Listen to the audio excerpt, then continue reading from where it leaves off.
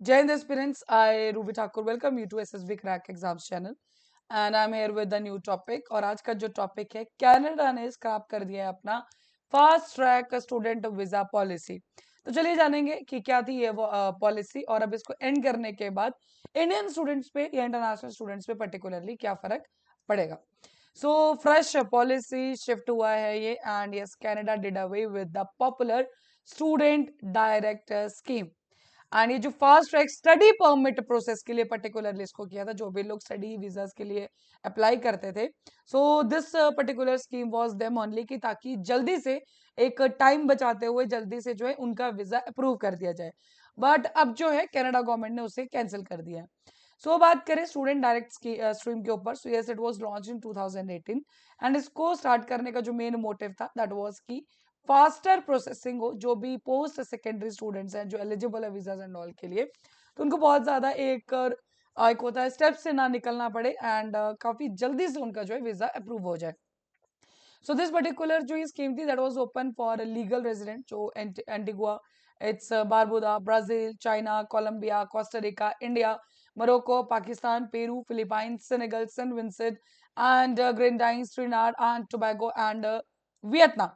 सो ये सारी कंट्रीज है जिनके लिए जो है कनाडा ने ये चीज अप्रूव की थी, that is student direct stream.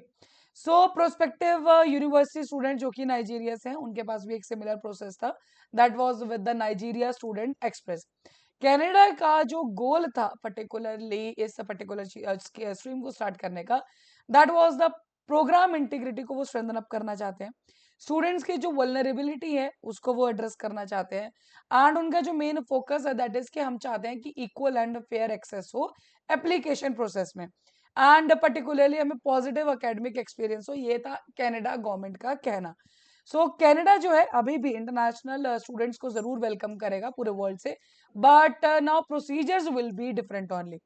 और मेजर्स को टाइट कर दिया गया है, तो एक अब क्या इंक्लूड किया गया है, लैंग्वेज को टफ किया गया है, एकेडमिक बेंचमार्क्स को सेट कर दिया गया है स्टूडेंट्स को जो कि पोस्ट ग्रेजुएशन वर्क परमिट के लिए क्वालिफाई करेंगे। डन।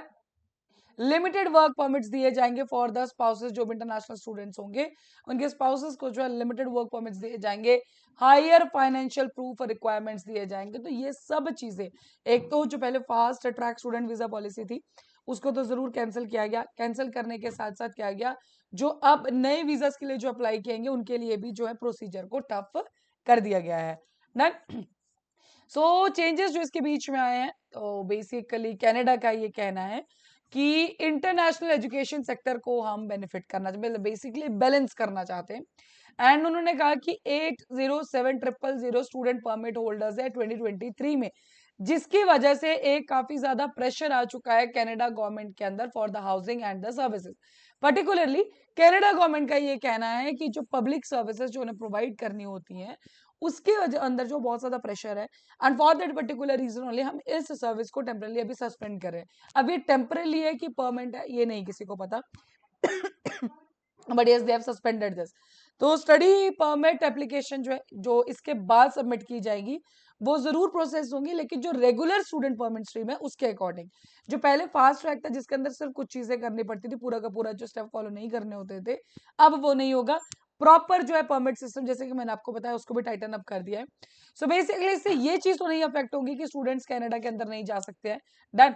बट फॉर श्योर अब जो होगी चीजें थोड़ा टफ रहेंगी जो कनाडा के लिए वीजा लेना होगा। So all students regardless of whether they are eligible for SDS और NSC are required to meet. अब सबको क्या होगा, जो स्टूडेंट परमिट एप्लीकेशन रिक्वायरमेंट है उनको पूरा करना होगा। With program scrap students from India और 13 अदर कंट्रीज से अब लेंदी प्रोसीजर होगा। Basically what is the issue, पहले क्या था कि जब ये प्रोसेस फास्ट ट्रैक पे था तो इंटरनेशनल कोर्सेज में जो भी बच्चे एनरोल करते थे उनका बहुत ज्यादा टाइम नहीं जाता था। But now the point is, मान लीजिए एक वीजा अप्लाई करने के लिए और उसको मिलने के लिए जो टाइम अगर ज्यादा लग जाता है, हो सकता है कि लॉस ऑफ जो एजुकेशन है या कोर्स ऑलरेडी स्टार्ट हो जाए, तो उन सबके साथ डील करना पड़ सकता है बिकॉज सब टाइम टेकिंग प्रोसीजर हो जाएगा। सो फर्स्ट ऑफ काइंड इस तरह का पहली बार कुछ ऐसा देखा गया है and is being implemented as measure to influx of immigrants to the country, कि कम से कम जो लोग हैं वो माइग्रेट होके कंट्री के अंदर है, हाँ जो एक प्रॉपर लेवल्स को स्टेप्स को क्रॉस करते हुए जाएंगे वही लोग जो है अलाउ किए जाए। सो ये जो डिसीजन इकोनॉमिक चैलेंज जैसे मैंने आपको बताया, हेल्थ केयर सिस्टम स्ट्रेन्ड है, लिविंग कॉस्ट बढ़ रही है, हाउसिंग क्राइसिस है, इन सब इश्यूज की वजह से ही कनाडा गवर्नमेंट ने ये स्टेप लिया।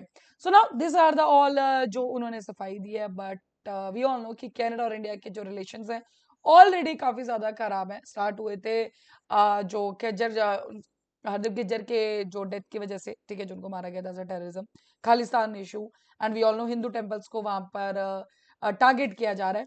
तो इन सब की वजह से जो है बेसिकली काफी ज्यादा प्रॉब्लम ऑलरेडी चल ही रही है दोनों देशों के बीच में, डिप्लोमेट्स को विड्रॉ कर लिया गया। So this is the thing, so that's all with this particular topic also. अभी आपकी स्क्रीन पे एसएसबी इंटरव्यू के कोर्सेज हर महीने बैचेस बैठकर ज्वाइन कर सकते हैं। साथ ही we are having the courses for India series of CAT, you can enrol in this particular courses. और जब भी आप एनरोल करो उस टाइम पर discount code that is the warrior 10 आप यूज करना ना भूलें। जैसे आप इस कोड को यूज करेंगे you'll be getting the 10% off on that particular course.